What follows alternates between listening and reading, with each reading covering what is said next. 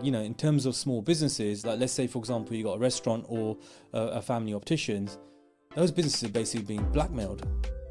They've basically been blackmailed because you can't sort of start cutting staff. You can't, you know, downsize. You can't close your business. You're forced to pay it because you have to keep going, right? You have to keep going. It's a way of life, you know. So I think, yeah, it's very disappointing. I have to say, really disappointing.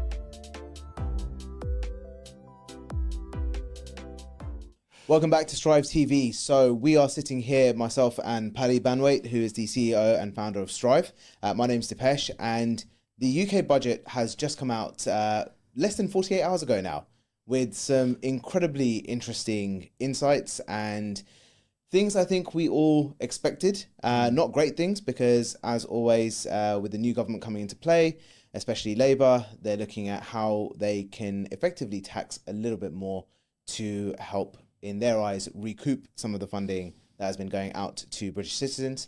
So today we're going to be going into all the different facets of what was discussed and the things that we think will be impacting the general person, small businesses in the UK, and what to really look out for, and then also what you could do to help protect some of your assets and your wealth by essentially moving yourself over to Dubai potentially. So, Paddy, thank you so much for joining me.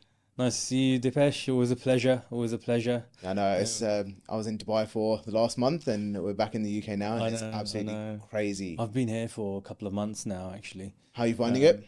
It's been nice. It's actually been nice. I've missed a bit of European life over the last sort of 6-7 years. So, but due to head back soon as well. But it's been interesting, especially this week. You know, with the lead up to the budget, and it was interesting, like to see. I've never seen a budget analysed so deeply and put under the microscope so heavily as this one.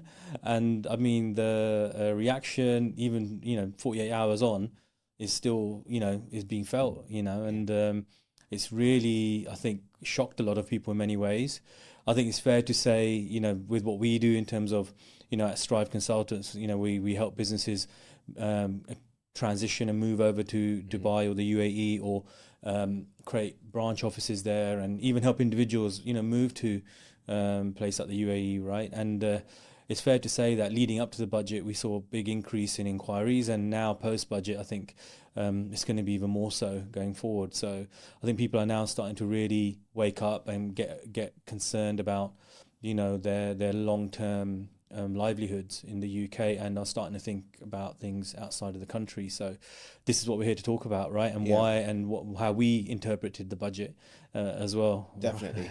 I mean, I couldn't agree more, because just within the last day, the number of conversations that have spiked because of the budget, and people are essentially, I wouldn't use the word worried, but they're definitely concerned as to what is happening to their hard-earned money here in the UK. Because my sentiment from what was discussed in the budget was really that you're almost getting penalized for doing well, especially with those small to medium enterprises. So we've got a few topics to go into.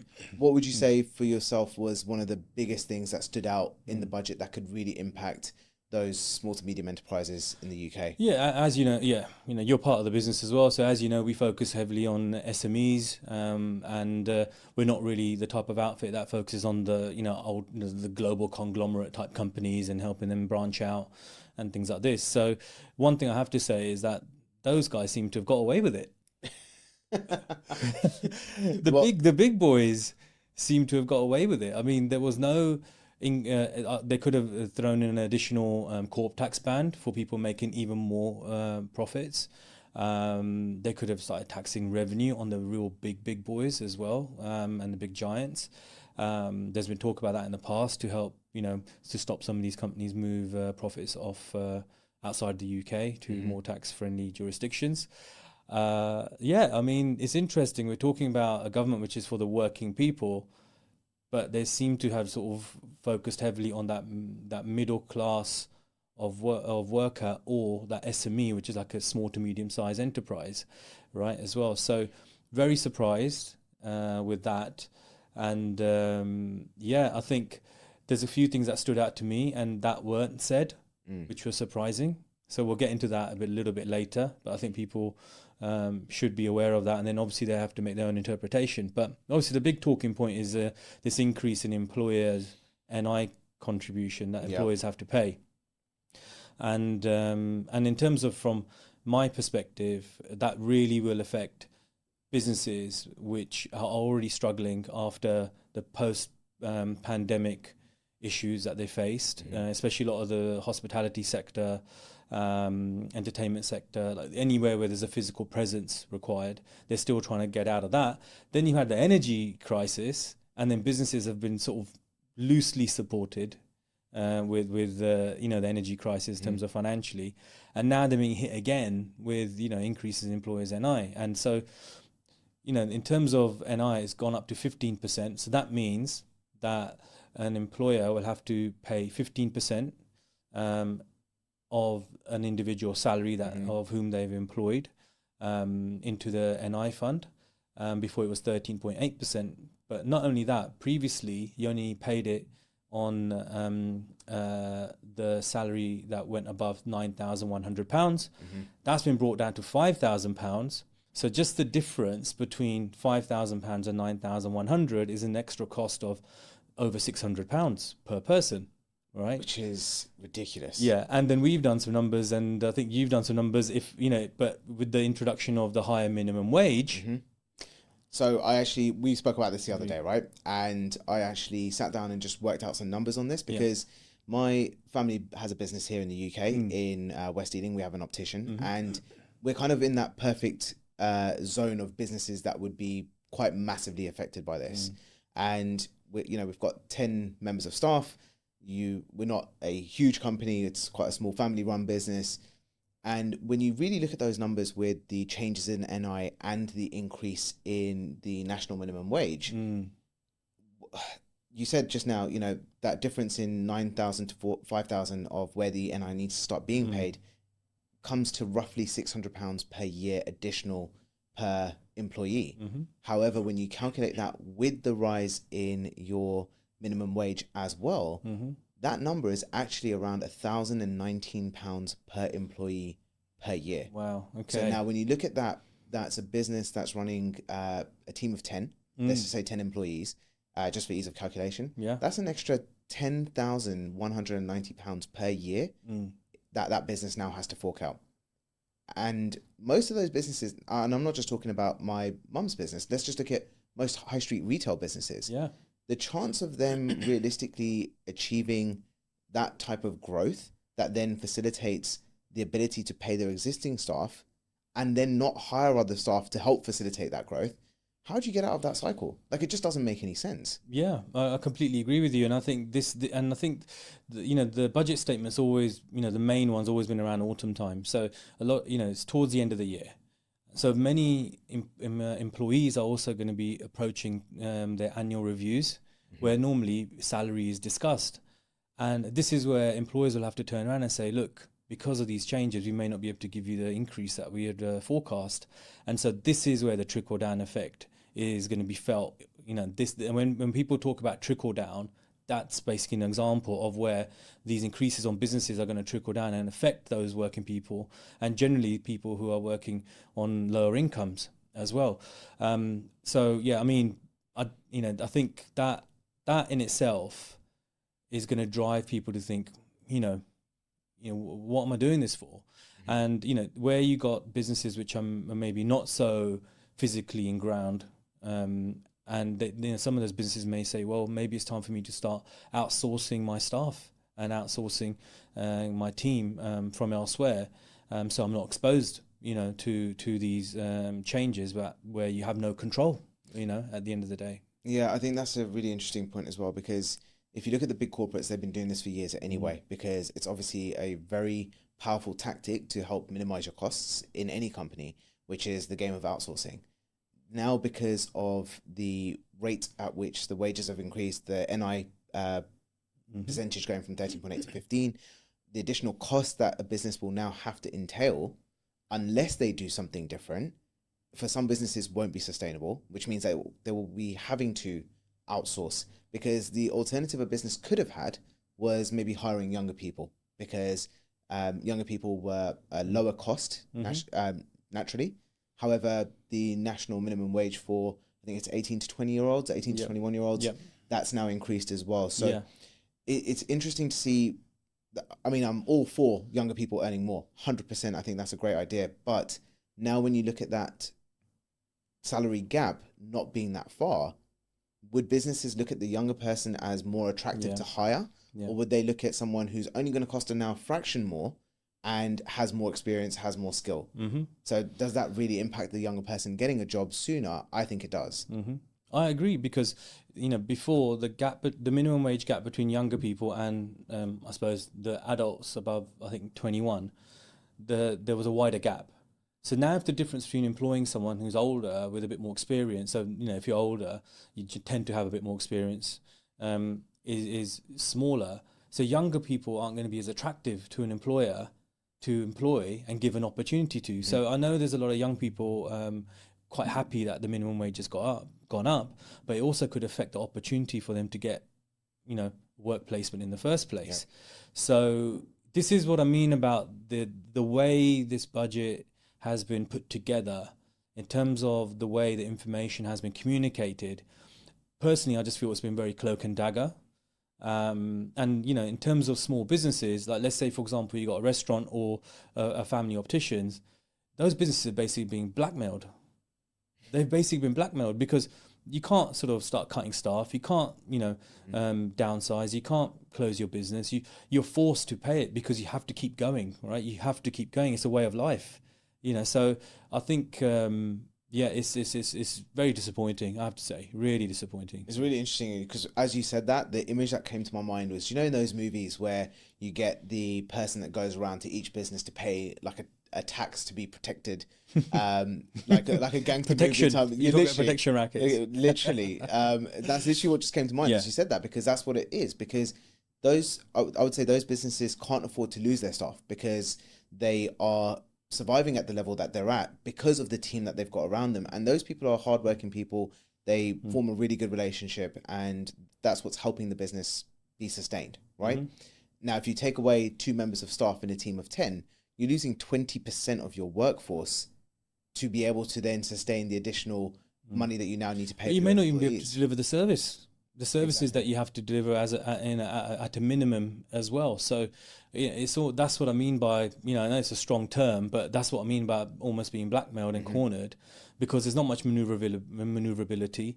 And, some businesses, they have to have a minimum amount of staff to be able to actually deliver the base service, that they're promising and that their customers expect as well, right? So this is I think going to be very frustrating, and there will be a trickle down for sure. Absolutely, this will trickle down to the individual. It won't just stop at businesses. It's just that the unfortunately the benefits and that employees were getting before or could have expected, they're not going to materialize, because businesses are going to be paying out more in tax. Simple as that, Now, one of the other things that was mentioned very briefly was that the tax bans were going to be frozen as they are for the next couple of years. What's your take on that? I've got a strong opinion on this. Oh, I'd love to hear because it. First of all, I think the Chancellor spent maybe a couple of minutes, talking about this. Really, it was almost stealth. I hope no one really, picks this up. But the truth is that in the UK, we have tax bands, right, at different levels. So we have your tax-free threshold, which is around £12,000 and so forth. And the previous government as well, and this one, has said they're going to freeze those. Now, generally, salaries go up in line with inflation. Salaries haven't gone up as fast as they should, but they do actually tend to go up every year gradually. So it means that you're entering the higher tax band sooner, which means you're paying tax, the higher band or tax, sooner than you should, and so it's not really being compensated against inflation. So your tax-free allowance should really be going up to compensate for inflation, and it's not being done. Now think about it this way, Dipesh: is it easier to say we're freezing the bands, or easier to say we're going to increase income tax by a few percentage points? Honestly, it's a much nicer sentiment to say we're going to be freezing the bands. Absolutely, because otherwise, if you say income tax is a hot topic, you're talking about all the tabloids picking this headline up and say income tax is up. And so, we as individuals have to be very smart and methodical about how we analyze these things as well. But for me, with inflation being so high over the last few years, I know it's coming into a bit more of a controlled state now.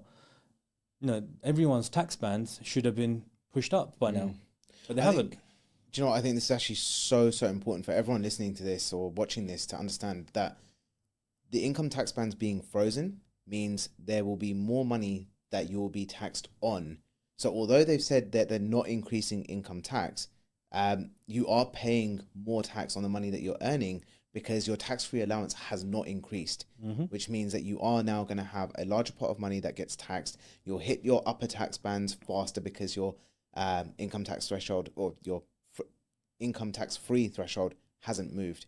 And that is, like you said, I think people are definitely more switched on to what's happening, and a conversation like this is extremely helpful because they start to realize that what a government says they're going to do versus what's actually happening are two completely different things. I mean, yeah, I think this is why, we talk to clients and potential clients all the time. And I think the biggest thing that comes up is trust is their major concern. They don't have a vision. They don't know what the vision for the country is, for the UK is. They don't trust the people running it. And so that's why they're looking for diversification, and then potential easy path to exiting the country if they feel they need to. I know many small business owners that own physical bricks and mortar businesses who are planning on at some point leaving the country when they don't need to be present physically anymore, just so they don't have to pay as much income tax and things like this. Tax is a complicated space, so there's more to it. It's not just as easy as just let's just leave the country and we're tax free. There's much more to it, and that's why we always say talk to us, talk to qualified tax advisors and your accountant for more information on things like this. But it definitely, that trust is missing. And I think that's the biggest sort of problem that most business owners have over here that we speak to. Yeah, I completely agree. What has been really interesting is because of the work that we do in helping people set up in Dubai, which is a little bit more, not a little bit more, which is a lot more tax efficient as a country.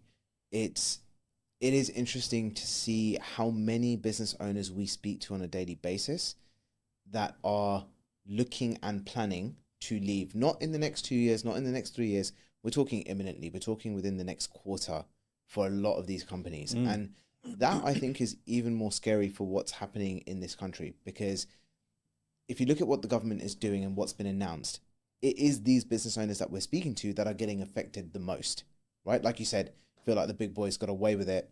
I echo that statement for sure, because they're not the ones really going to be suffering with this. Exactly. I mean, if you're like a bank or a FTSE 100 company, you may employ thousands of people. If employers NI, if you want to sort of mitigate the exposure, you just take 100 people out of your organization, like say 100 business analysts, and go recruit 100 business analysts somewhere else on behalf of the business. It's easy for those guys, right? So, they have definitely got away with it. And to be honest, I'm not surprised, because they're the donors. They're the people giving the most money to these political parties. I know, we're not here to talk politics that much, but, I think we're trying to have quite a frank, honest conversation at the same time. But it just feels like all the donors that give money to these parties just seem to be getting away with it all the time, So do you think that small businesses are being attacked?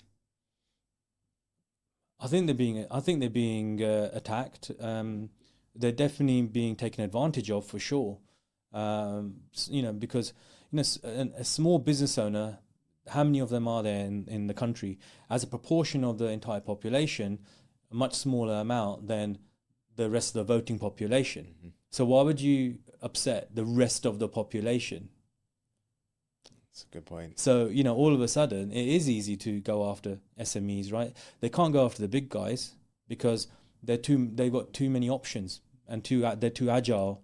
And they're also, again, like I said, they're sort of, obviously, we've seen all the freebies that these politicians get, like hospitality boxes at football grounds, and, free holidays abroad and things like this. And, what makes me really laugh was, I don't know if you picked up on it, but, the alcohol duty was going to go down. So you'd save a penny on a pint. Look, I'm sure pubs are happy, pub owners are happy, Yeah. but I don't like that because it's just like something to grab headlines. It's like something to get you on like the front page of one of the tabloids or the red tops or something like that. It's a bit cynical, a bit patronizing to people that are tuning into the budget to actually looking for meaningful change. So I thought that was quite patronizing, the way that was put across. Yeah. I agree, and I think that's actually echoed in all the clients that we speak to, because every conversation that I've had, and I'm sure this is going to be the same for you, the business owners that we're speaking to, these are not stupid people. These are smart people. They're educated people. They have experience in the world of business, and we get onto the call, and within the first 5 minutes, and this is, I kid you not, the same for everyone. They just think that to the country, they feel like they are a joke, because everything is kind of pushed towards them to say, you bear the brunt of these expenses, you bear the brunt of these issues. And it's no wonder that they're looking to leave as fast as they are, because if you really think about it, they're getting punished for doing well. And I don't just mean well for themselves financially, because if you look at these businesses, what do? Yes, obviously a business is designed to make profit and to earn money. Fine. No one's arguing that case. But those businesses are the ones that have created jobs for other people within the UK. Now, the government has put in place circumstances that means that those businesses now have to pay more to exist in the same way. Yeah. Why would they stay here? Personal story. I started my first company here with my business partner when I was 24, I think. So last year? Yeah. I wish. I had a high school reunion the other night. I couldn't believe how much we'd all aged.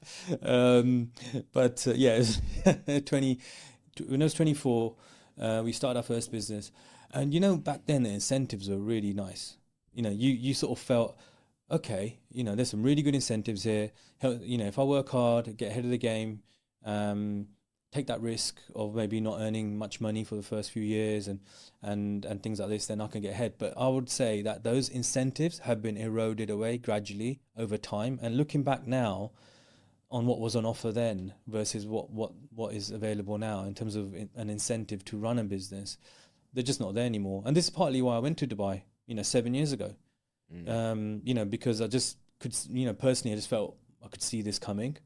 I've been involved in a couple of businesses over in Dubai, and it has been a lot easier and a lot more rewarding, at the same as well. So, we're supporting 350 clients at the moment in the business. How much revenue has gone out of the UK and Europe and these countries just on the basis of our 350 clients or so? And this is what's terrifying. And that's what's left. That's terrifying, right? And people seem to keep saying, oh, no one's going to leave. People just say that all the time.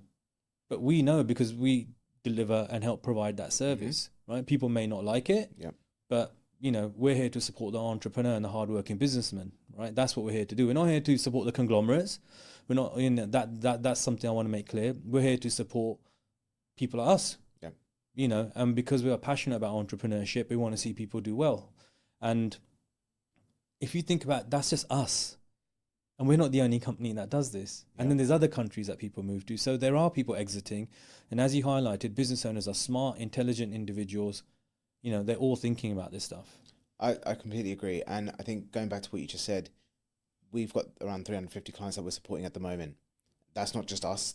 There are multiple other companies that are there to help facilitate moving to any other country in the world that could be more tax efficient, right? The amount of revenue that's leaving the UK is shocking. The amount of, therefore, tax being paid back in the UK is also shocking. So yes, at one stage, the government's saying this is how we're going to claw back some of the money that we need to repay. Do you know what else is shocking? Amount of knowledge leaving the country. Exactly my point. So the tax thing is one thing, and you're kind of moving that business across, which means those jobs are probably not going to be going across as well, right? That's the first thing. Then you've got a lack of jobs now. So then where are those people going to get jobs instead? Then think about those people that actually had the courage and the guts to start the business in the first place, what they've learned over that time, what they've experienced, how they've grown a company, and who they could be providing mentorship to in terms of the younger generation. They're leaving. So what's left for the people that are now growing up? So now there's this younger generation that's been given a pay rise that's slightly higher than what it was previously, Yeah. where are they going to go and work? Yeah. Where are those people going to find their jobs and be paid to earn well? Not just earning well, but what else are they going to learn, and who are they going to learn it from? Because these guys have done The role extremely models well. leaving the country. Yeah, Exactly. there's a lot of role models that are leaving the country. Like, and I think we're talking about young people. That leads me on to like one of the other areas that I wanted to touch on was, there's a lot of debate about landlords, rent, cost of buying a house. I mean, like at this budget, they announced that they're going to lower the stamp duty threshold from £250,000 to £125,000, which means you have to start paying stamp duty on your purchase of your first property at a lower value. Now, everyone knows that house prices have gone up consistently over the last decade, 2 decades. How does that help a first-time buyer? How does that help someone on a lower income? It's just, again, another one of these things that was unsaid. It wasn't really spoken about much. Look, these new thresholds were already were already about to come into play from the previous government anyway, but still this government could have done something about it, and they didn't. But the thing I didn't like was that it wasn't really spoken about in the budget and brought up very clearly, and that signals the mentality of the people that are running this country. But again, that's going to hit people, first-time buyers, and who are already struggling to save a deposit and buy their first home. I think there's. I was actually having this conversation with a friend yesterday about the property side of things, and I'm going to need to fact check this because I've not checked this myself. But this was interesting because in Scotland they had a similar increase in stamp duty for second homes onwards, like how they've done in the UK. That came in immediate effect, as they do, from 3 to 5% on additional homes. But what that's done is obviously investors are now paying more for additional homes. And a lot of these investors are doing it to provide good, sustainable housing for people who need it, right? So there's people who are renting. However, if you increase the cost for a landlord, again, landlords, just like business owners, smart, intelligent people, they know what they're doing. They see a cost increase on their side. Where do you think that cost increase is going to be passed down to? Do you think they're going to be absorbing it out of the goodness of their hearts? No, because they're not doing this just to provide housing for free. It's a business at the end of the day. Yeah. So that means that rents are going to have to be pushed up. Of course. So now look at those first-time buyers. If they're in a rental situation and they might not be fortunate enough to be living at home with parents and saving and doing all that kind of stuff, if they're paying rent and their rent has now increased, their amount of savings naturally is going to drop, which means that it's a longer timeline before they're able to buy a house, which means that they're then stuck renting as well. Of course, and because of the stamp duty change, it means that they may not be able to afford this, the additional cost of the stamp duty. I know down south, £250,000, you can't really get anything for that sort of figure anymore. But in other parts of the country, you could still get yourself like a place to live. Now, all of a sudden, you're going to be paying stamp duty as soon as you buy property which is over £125,000.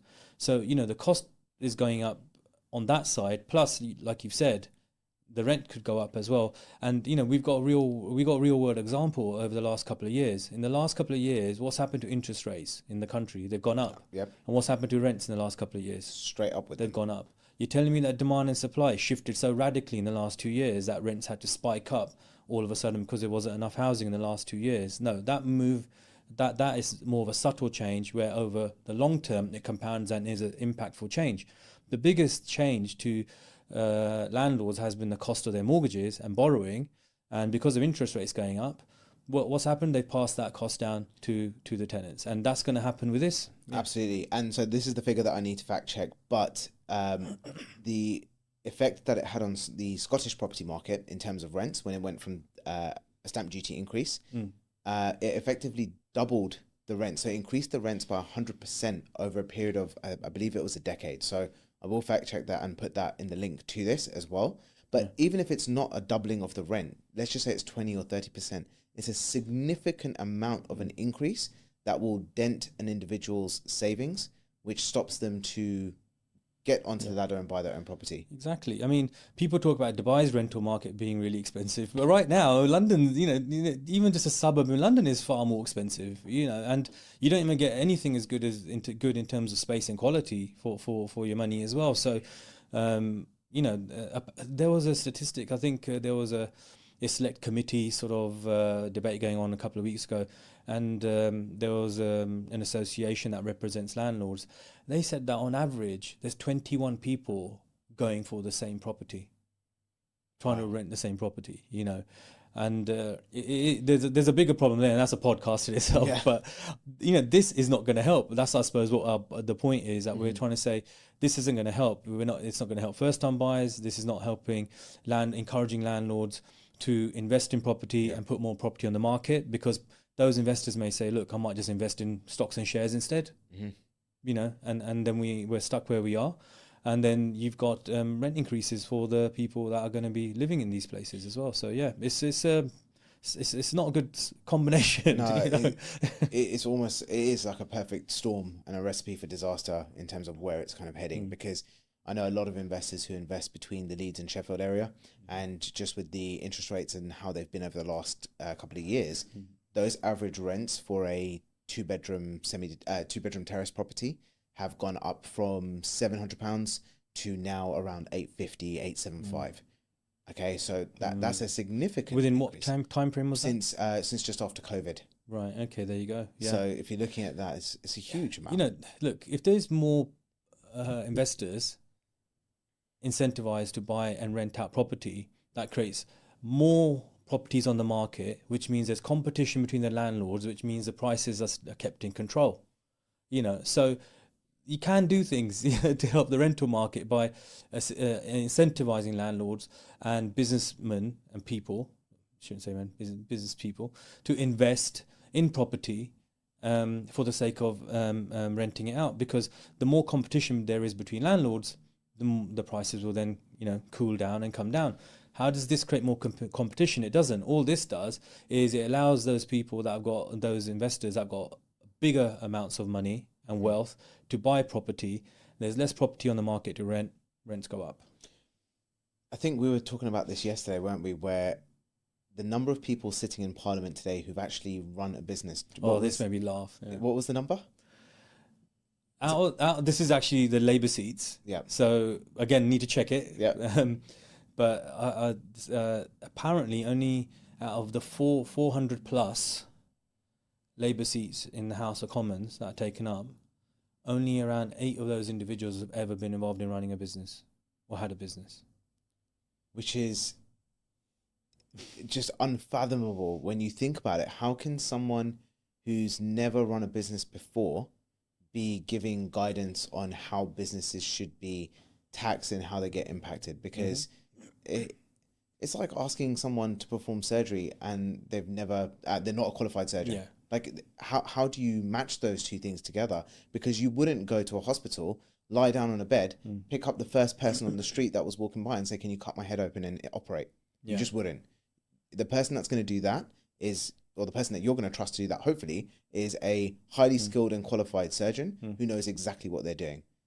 The same applies to, why isn't the same rule being applied to the government? Where if they're putting in rules for businesses, why isn't it a business person that's had experience in business that's helping guide what those rules should be, how it's going to impact them, how it can impact the rest of the economy? It just doesn't make any sense. It doesn't make any sense at all. It doesn't make any sense at all. I mean, one of the one of the things I didn't like was another thing I didn't like. I think it's like, how many things are there? What did you like? the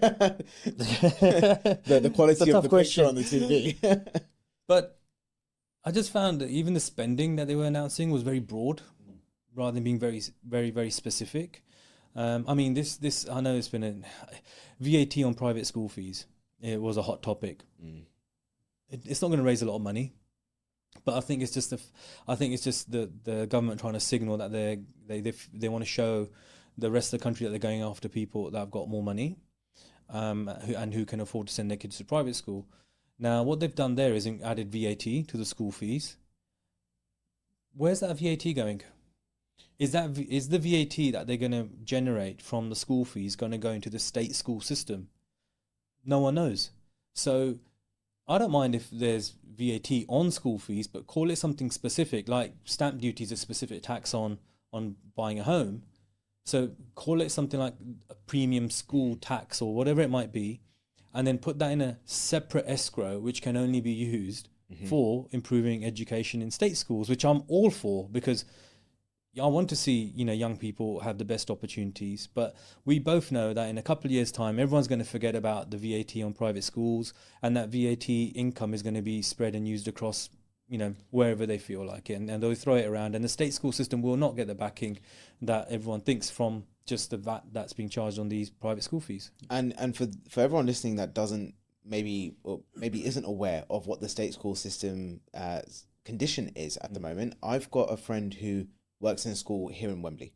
Okay, so we're literally talking within a 5 to 10 minute drive of where we are today, recording this episode, right? And she's an English teacher, and this class has 30 plus students in it. And when they have to read books, they are now sharing one between 3 kids. Okay, one between 2. I can understand logistically how that happens. Where's the third kid sitting? Reading the book upside down? How does that work? And she's mentioned herself, she's like, I've had to go out and buy books myself just because I wanted it to be one between 2 so that they could read properly. So it doesn't sound like there is a clear plan of where that money is going to be spent. Exactly. In education. That's my issue with it as well, Dipesh. I mean, this money that they're generating from private schools, in terms of adding the VAT on, all of that needs to go into that state school system, and the government has to sign up to it and has to be committed to it. So, at the moment there is no official commitment. Next budget they could use change their minds on where they want to spend that money, right? So, this is what I mean by the optics, right? On the outside, they've tried really hard to make it look as though they're doing things for the working people, which is like, they've coined this phrase now. There's lots of different types of working people around. But, when you break it down and analyze it, and I think it is completely opposite. I think, all of this is going to have a trickle-down effect on hardworking people that are already struggling. And again, the big, large multinational conglomerates are still getting away with it, Yeah. There's actually a little myth that I want to dispel at the moment around the private school sector as well, because obviously we help our clients set up their businesses out in Dubai, help them get their residencies out there. And a lot of our clients, as you know, have families, and they have young families. They've got kids who are in private schools here, and they're looking at now relocating to Dubai to send their kids to private school there. After the VAT increase coming into effect from next year, the average private school fee in this country is going to be around 12k per term. So that's looking at around 36k for the year. Okay, obviously it's going to be variable on schools, but this is going to be an average around the London area at least. The private school system in Dubai, and this is actually through friends of mine who had looked at both now and enrolled their kids out in Dubai as well, the average fee is going to be 20,000 per year per child. So everyone's got, and the myth that I want to dispel here is that people who I often speak to will start a conversation about Dubai going, oh my God, it's so expensive. But when you really look at it, and I've just been out there for the last month, okay? So when you really look at it and you actually look at your expenses in the UK and you look at your expenses in Dubai, you realize that actually Dubai is slightly cheaper than what it is in the UK. From everything, from your shopping, your weekly shop, to, well, you just heard me say about the private school fees being much less. Like the square footage per rent per square footage is cheaper in Dubai than it is in London. Fuel, energy. Filled up a full tank for £17.50. I've never filled up a full tank in this country for £17.50. So, like there are so many things, even private medical insurance. Okay, so in Dubai, it's mandatory to get private medical because there is no NHS. Correct. Right? Yeah. In the UK, you've got the NHS, but there's a lot of people now in the UK that are opting for private medical insurance because it's a lot faster, it's a lot more efficient, and you get a much better level of service in some instances for the care that you might need. Now, the average policy in the UK for a business owner to take out a policy through their business in the UK is around £3,500 to £4,000 for an insurance policy for the year. In Dubai, you can get your own individual your own individual medical insurance for around $1,500 to $2,000 for the year. Yeah. Which works out, if we say $2,000, Yeah. you're looking at about what, £1,400, £1,500? Yeah, mine's around £1,000 a year over there in Dubai, and it's pretty solid cover as well. So, yeah, I mean, I think that's anyone thinking of Dubai should, really, now's a good time to go and research. What the opportunities like and what the actual cost of living is really like over there. Because I've long believed that the cost of living there is less. And we're not even talking about taking the tax-free savings on board yet. We haven't even touched on We that haven't yet. touched on that yet. No income tax, no capital gains tax. Corporation tax is, obviously only 9% on your profits. And even then you can get an exemption if your turnover is below roughly £700,000 a year in your business as well. So, there's lots of opportunities to be tax-free. And, I've probably said this on multiple podcasts now, but, country, it's not heavily taxed, still runs perfectly fine, safe. There's no potholes, and it's got good infrastructure and it works perfectly fine. Even like things like catching like the metro there is so much cheaper than catching the bus here in London. Well, it's actually cheaper to get a cab in Dubai than it is to get a train for a day pass. In London. So when you think about that, if you need to go somewhere that's about 15-20 minutes away, you'll end up spending about £4.50 to £5 per direction in a taxi in Dubai. You'll spend £9.60, I think it is now, or £10 something for a day pass in London if you're going during peak hours. So there's so many variables in how you can look at your finances, but I think your earnings being tax-free is obviously a huge benefit out there, because if we move away from the minimum wage increases and we look at kind of like your average earner in London will typically be between £70,000 to £100,000. So if we say that someone who's done well in their career, who's got to that £100,000 plus in earnings, you're losing 50% of your income. Okay. So if you earn £100,000, actually what you earn and take home is £50,000. In Dubai, if you earn £100,000, you keep £100,000. Exactly. And then you go and buy whatever you need. And if you just take a moment to do those calculations, so if you earn £100,000 in the UK, you get £50,000. From the £50,000, you take out your rent, you take out your shopping, you take out your bills, you take out your private medical insurance, you take out your, if you've got kids, if you want to send them to private school, where does it become affordable? I mean, it's hard to have aspirations here. It's hard. It's when I was a kid, I thought £100,000 salary would make me, give me a first class lifestyle. But now you're talking about having to punch way above that to get a good quality of life over here in the UK, which is unfortunate. It's sad. I still love the UK. I want to see it do a lot better. But just the way it's been run is not great, and it's not helping people enough. And there's a lot more it could do, but this recent episode with this last budget is, for me and you, it's almost like a gift and a curse. Obviously, we love the UK, but it's also going to help our business, right? Because more people are going to come to us to move to Dubai and open their businesses there, and move families across and things like this as well, right? And so, I think now, going forward, the tone has been set. People need to start. People that were on the fence, I think they need to sort of really take a lot more seriously in terms of where they need to start positioning themselves for the long term. And I think we're obviously fans of Dubai. We're big advocates of it for many reasons. Maybe this isn't the podcast to go into all those specifics, but now's the time. Definitely. I think there's one final thing that I want to touch on before we finish off on today, and that is the capital gains side of things. So we haven't even spoken about. Oh God, there's so much to get through. So many things to go through. But I think this was super interesting because there was rumours before the budget that capital gains tax was going to go as high as your high rate income tax. They obviously, I think, bottled it a little bit when it came to pushing that up too high. I think a lot of people would have been absolutely furious if it did get to that stage. But I think we saw the increase going from 20% to 24%. how do you see that impacting businesses and Well, people again, in the UK? it was funny. It was almost laughable because there's another rate of capital gains tax before that. There's a ban before that, right? That went from 10 to 18. Yeah. So again, if you make a little bit of money, a little bit of capital gain, you're now paying more as a proportion. And then if you're making more money, your bump up was from 20 to 24%. And this is where I think a lot of people are a bit frustrated because, you know, if you make money from, if you're like, you know, if you're generating money from wealth, like stocks and shares and regular trading and selling equity and, you know, shares in companies and things like this and assets, you know, that is almost equivalent of how you're generating your income. So a lot of people are arguing, why is that not aligned with income tax?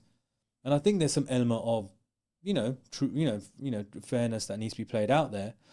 But, you know, what the government could have done is have left those bands as they are. Maybe that, you know, 20% to 24, maybe, yeah, fair enough, moved it up. The UK does have one of the lowest rates of capital gains tax in Europe. And, you know, that's probably why it's made it so attractive to foreigners and foreign investors to move here. But they could have implemented a third band for people that are making ultra high gains. But again, who's that going to upset?